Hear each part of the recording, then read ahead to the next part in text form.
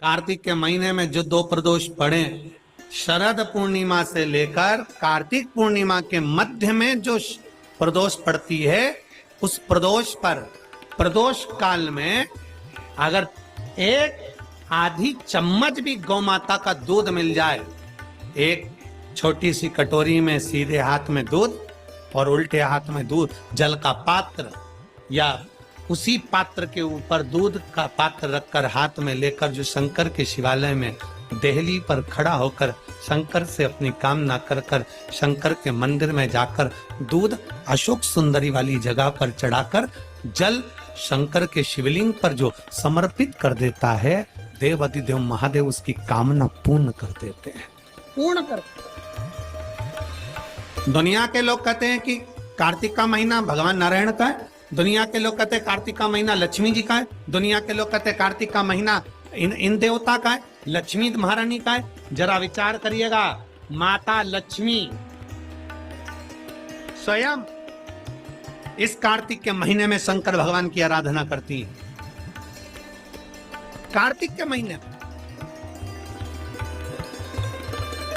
क्या नाम है शिव जी का? कुबेरेश्वर महादेव। कुबेरेश्वर महादेव का मतलब, कभी आप मोबाइल पर सर्च मारिएगा, कुबेरेश्वर महादेव का फोटो निकालिएगा, मूर्ति निकालिएगा कि भगवान शंकर, एक तरफ लक्ष्मी जी बैठी है, एक तरफ कुबेर बैठा है। शंकर भगवान ओघड़दानी खड़े होकर माता लक्ष्मी और कुबेर दोनों को धन प्रदान कर रहे हैं, दोनों को संपदा।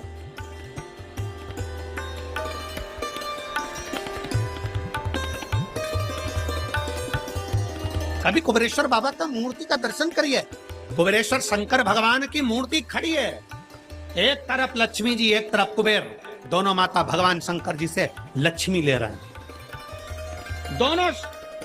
यही कार्तिक का महीना शंकर की आराधना का महीना, शिव आराधना।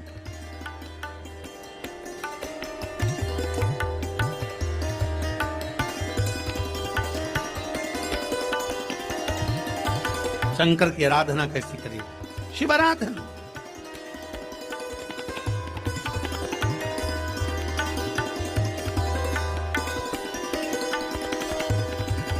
शिव की आराधना में कैसा?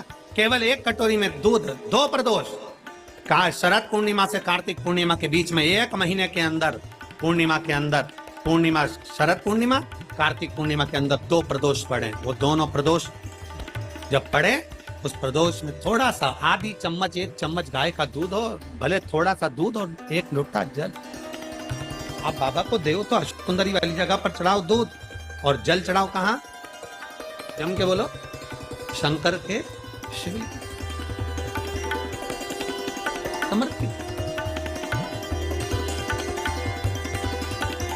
माता पार्वती जी ने शिव की आराधना करी है, ब्रह्मा जी ने शिव की आराधना करी है। इसी कार्तिक के महीने में स्वयं कुबेर ने, इसी कार्तिक के महीने में स्वयं कुबेर ने भगवान शंकर से लक्ष्मी प्राप्त करी, धन वैभव प्राप्त करा, कुबेर पद प्राप्त करा। भगवान शंकर को समर्पित किया गया एक लोटा जल हमें क्या प्रदान करता है? भगवान शंकर की अविरल भक्ति हमें क्या देती है? शिव महापुराण की कथा कहती है, मान लो कोई बड़ी सी घटना घटने भी वाली हो ना, तो मेरे शंकर को चढ़ाया गया एक लोटा जल आपको वो बल प्रदान कर देता है कि दुख की घड़ी में भी आपको मुस्कुराना सिखा देता है। तो समझ लेना कि वो शिव को चढ़ाया गया एक लोटा जल,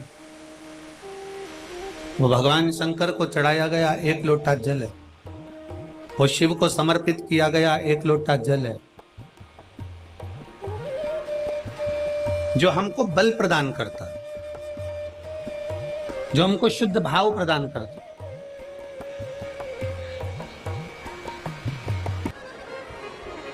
बेलपत्री के वृक्ष के नीचे एक लोटा जल समर्पित कर कर उस जल का मात्र सिंचन कर लेने पर, उस जल का मात्र छींटा लेने पर 20,600 पवित्र नदियों के जल का फल मिल जाता है। शिव महापुराण की कथा कहती है, शंकर भगवान पर चढ़ाए गए जल का जरा सा भाग जब हम आचमन करते हैं या अपने शरीर पर छींटते हैं या अपने घर पर दुकान पर छींटते हैं तो 20,600 तो पवित्र नदी और उतने ही सरोवर, उतनी ही बावड़ी, उतने ही कुंड, जितने नदियां हैं उतने ही कुंड हैं।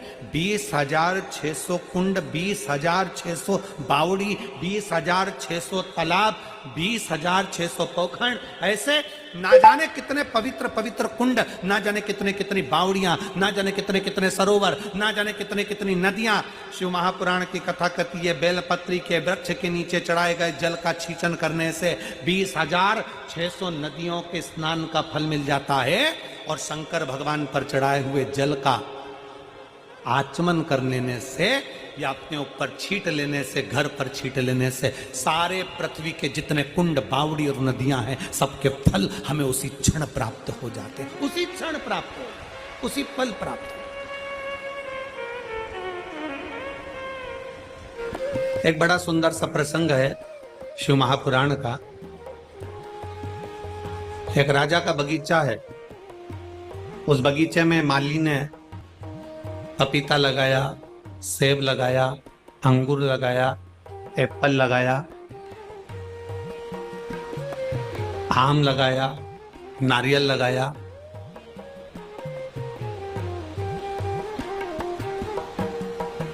माली ने बहुत सुंदर बगीचा तैयार करा। जितने शिव महापुराण की कथा सुनने के लिए आए हैं बड़ा ध्यान लगाकर सुनना। राजा का बगीचा है और राजा के बगीचे में माली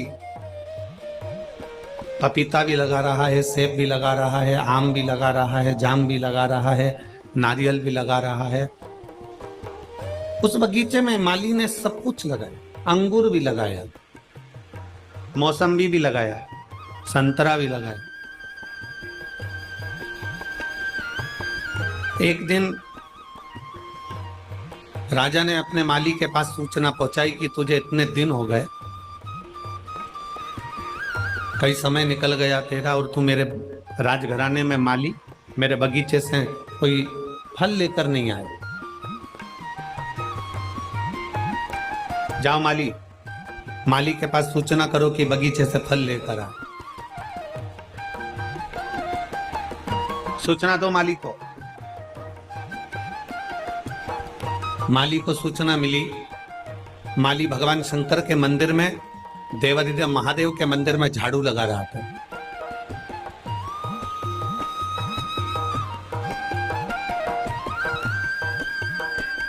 माली शिवजी के मंदिर में सफाई कर रहा।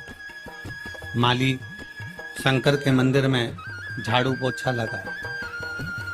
माली को आज मालूम नहीं है, माली को ये ज्ञात नहीं है, माली को मालूम नहीं है कि राजा ने खबर करी है।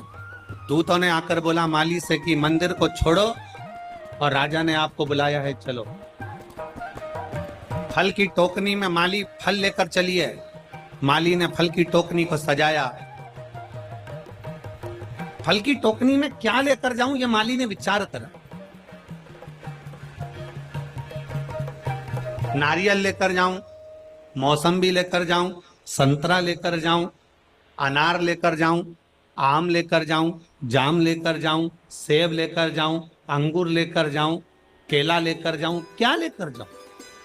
तब माली ने विचार करा, भोले बाबा आज तो मैंने आप पर छोड़ दिया, आप जो बोलोगे मैं राजा के लिए वो लेकर जाऊंगा, आप जो कहोगे मैं वो लेकर जाऊंगा।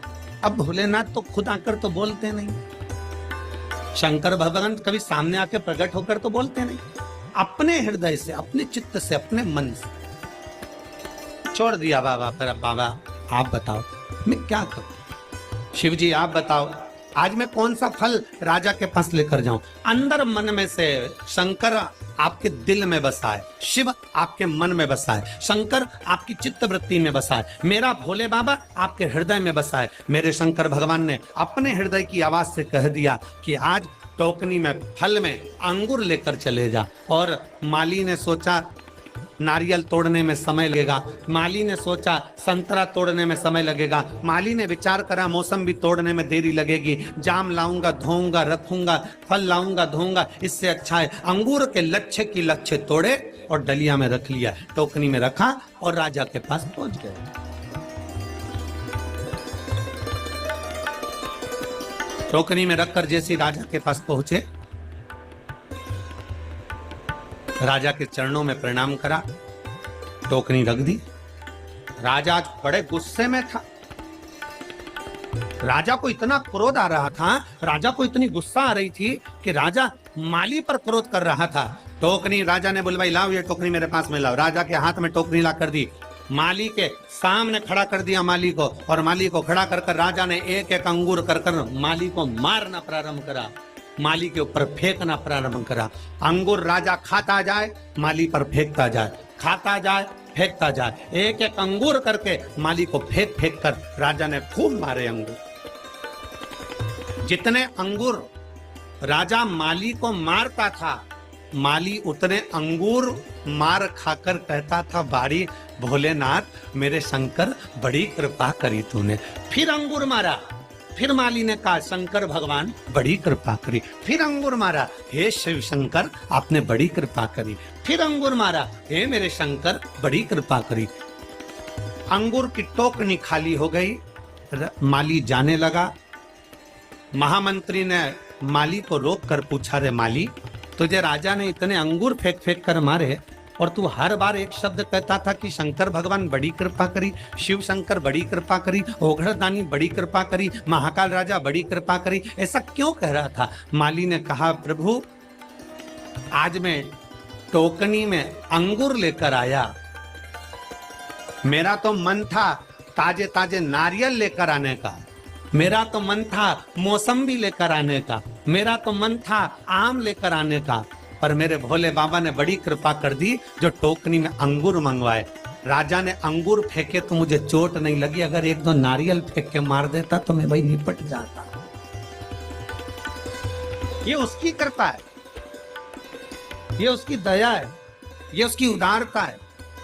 क्या दे रहा है, कितना दे रहा है, कैसे दे रहा है, कब दे रहा है, ये उसके ऊपर निर्भर करता है। हर पल भगवान भोलेनाथ को धन्यवाद दो, हर घड़ी भगवान शंकर को धन्यवाद दीजिए, हर पल शिव जी को साधुवाद दीजिए कि आपने जो दिया मुझे कम नहीं दिया।